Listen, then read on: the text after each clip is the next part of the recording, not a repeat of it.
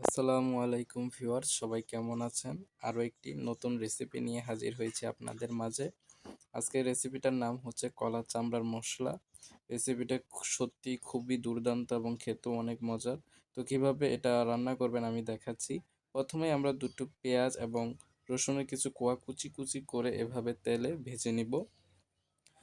যখন একটু লালচে কালার হয়ে আসবে তখন আমরা দিয়ে দিব আমরা কলার চামড়া সিদ্ধ করে রেখেছিলাম এবং সিদ্ধ করার পর সেটা ব্লেন্ড করে নিয়েছিলাম।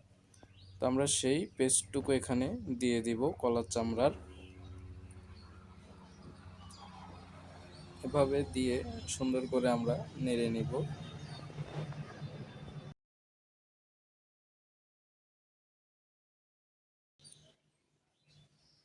এখন আমরা এখানে হলুদ গুঁড়ো, মরিচ গুঁড়ো এবং কালিজিরা ভাজা গুঁড়ো এখানে অ্যাড করব এবং সামান্য লবণ দিব স্বাদ মতো। এরপর আমরা এগুলো সুন্দর করে নেড়ে নিব।